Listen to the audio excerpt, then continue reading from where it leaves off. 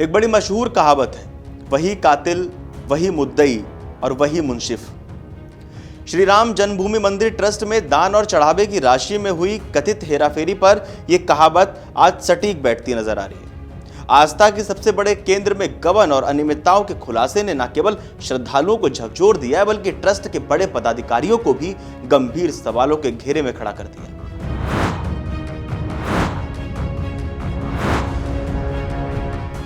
क्या रसूखदारों के साए में धांधली हुई है? अयोध्या में चर्चा आम है कि जिनकी नाक के नीचे ये सब हुआ, उन्हें भनक तक क्यों नहीं लगी। ट्रस्ट की व्यवस्थाओं और चढ़ावे की गिनती की जिम्मेदारी चंपत राय, अनिल मिश्रा और गोपाल राव जैसे कद्दावर पदाधिकारियों के पास है। इसके बावजूद करोड़ों का गबन होना व्यवस्था पर बड़ा प्रश्न चिन्ह लगाता है। सबसे चौंकाने वाली बात यह है कि इस पूरे प्रकरण के उजागर होने के बाद से ट्रस्ट के जिम्मेदार पदाधिकारियों ने चुप्पी साध रखी है। अब सवाल यह उठ रहा है कि क्या इन रसूखदार और ऊंची पहुंच वाले लोगों की मौजूदगी में एसआईटी की जो जांच चलेगी वो क्या पूरी तरह से निष्पक्ष रहेगी, और जिन लोगों के खिलाफ ये जांच चल रही क्या वो पूरी सहभागिता से इस जांच में सहयोग देंगे। विशेषकर तब जब आरोपों के घेरे में आए कई लोग सीधे तौर पर इन पदाधिकारियों या उनके करीबियों से जुड़े बताए जा रहे हैं। 200 करोड़ की चर्चा और गायब हुई सोने की गदा।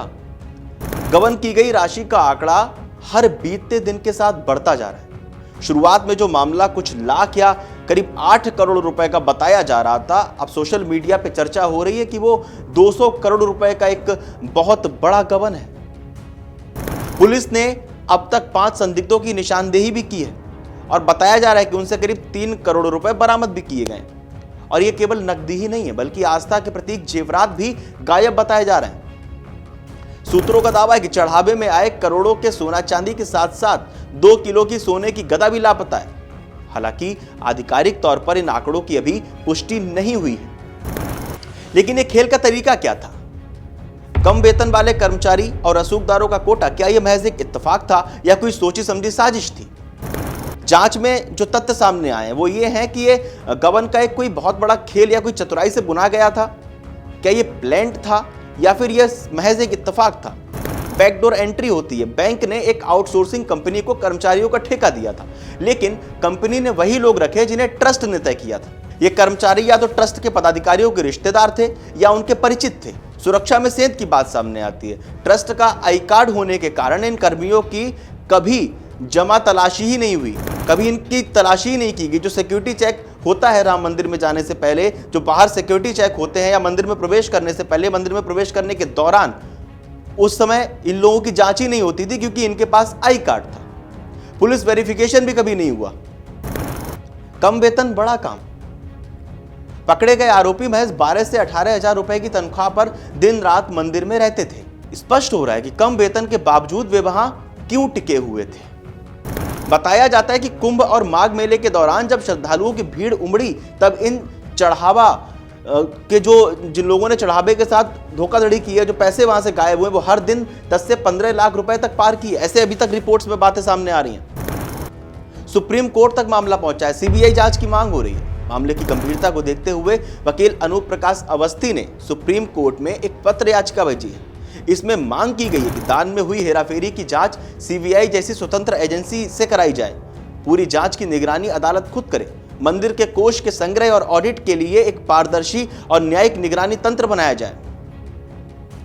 अब सवाल यह भी उठता है, आप भी शायद ये सोच रहे होंगे कि जो जिम्मेदार हैं, जो जानकार हैं, वो क्या कहते हैं, क्या कुछ कह रहे हैं। वो इस पूरे मामले के सामने आने के बाद, प्रश्न चिन्ह उठने के बाद, सवाल उठने के बाद कि आखिर ऐसा हुआ क्यों, क्या सच में ऐसा हुआ है तो उसके पीछे कारण क्या है, दोषी कौन है, तो उसमें जानकार और जिम्मेदार क्या कुछ कह रहे हैं वो आपको बताएं। मंदिर निर्माण समिति के अध्यक्ष नृपेंद्र मिश्र का कहना है कि अब दोषियों के साथ साथ व्यवस्था की खामियों की भी पड़ताल होगी ताकि श्रद्धालुओं का विश्वास मजबूत हो सके।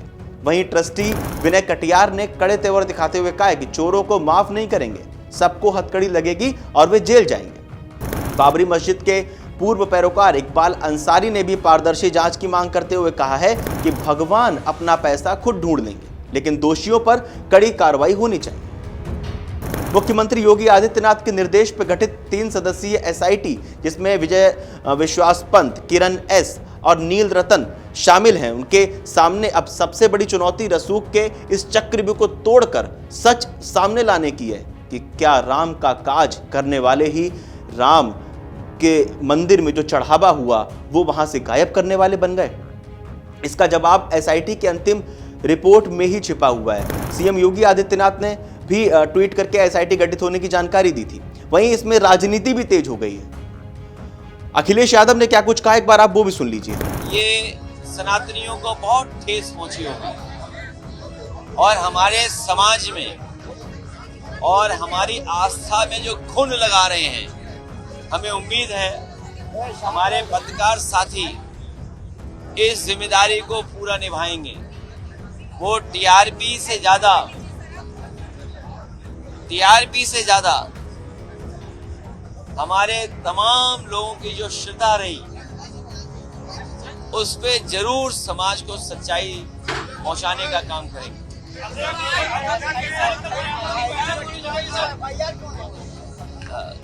जिस प्रदेश में नौकरी रोजगार के लिए आईआईटी बनना था, वहां एसआईटी बन रही है।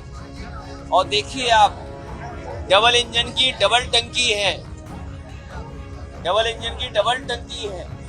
कितना भ्रष्टाचार हो रहा है।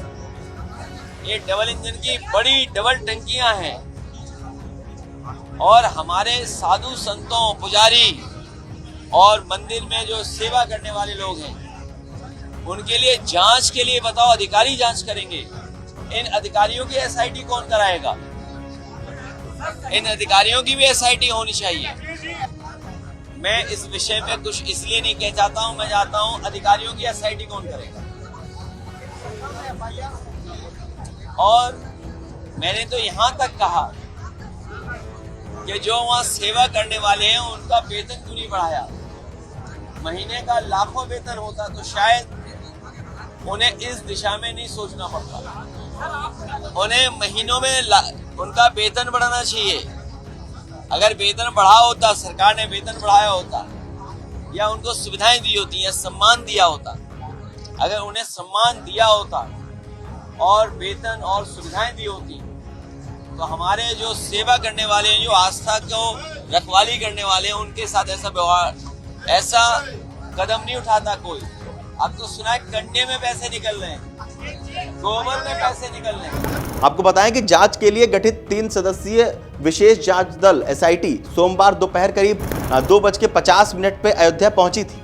टीम ने पहुंचते ही मामले से जुड़े दस्तावेजों, अभिलेखों और वित्तीय रिकॉर्ड की जांच शुरू कर दी। शासन की ओर से एसआईटी को 7 दिन में प्रारंभिक रिपोर्ट और 15 दिन में अंतिम रिपोर्ट सौंपने का निर्देश दिया गया। वहीं आज फिर दोबारा एसआईटी टीम राम मंदिर पहुंची है। यहां पर वो मंदिर के पुजारियों, ट्रस्ट के पदाधिकारियों और पकड़े गए संदिग्धों से पूछताछ करेगी। रिपोर्ट्स के मुताबिक एसआईटी ने घटना से संबंधित कई सीसीटीवी फुटेज देखे, उन्हें साक्ष्य के तौर पे कब्जे में भी लिया, मामले के खुलासे के बारे में भी जाना। टीम ने यह भी देखा कि दान पात्र कितने हैं, वे कहां रखे हैं, गिनती से पहले उन्हें किस कमरे में ले जाया जाता था, फिर गिनती किस तरह से की जाती है और उसका रिकॉर्ड कहां तथा कैसे सुरक्षित रखा जाता है।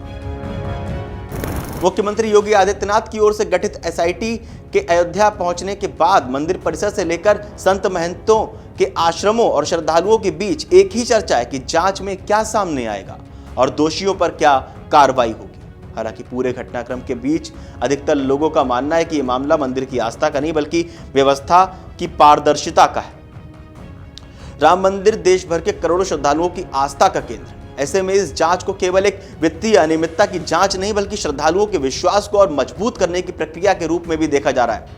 अयोध्या में फिलहाल माहौल शांत है, लेकिन हर किसी को एसआईटी की रिपोर्ट का इंतजार है। आप लोगों को क्या लगता है इस पूरे मामले को लेकर, अयोध्या को लेकर, राम मंदिर को लेकर, ये जो विवाद सामने आया है, जो मामला सामने आया, इसको लेकर आप हमें कमेंट बॉक्स में जरूर बताएं। और देश और दुनिया की तमाम बड़ी खबरें जानने के लिए आप जुड़े रहिए amarujala.com के साथ। अगर आप ये वीडियो YouTube पर देख रहे हैं तो हमारे चैनल को सब्सक्राइब कर बेल आइकन दबाएं और Facebook पर देख रहे हैं तो हमारे पेज को लाइक करें।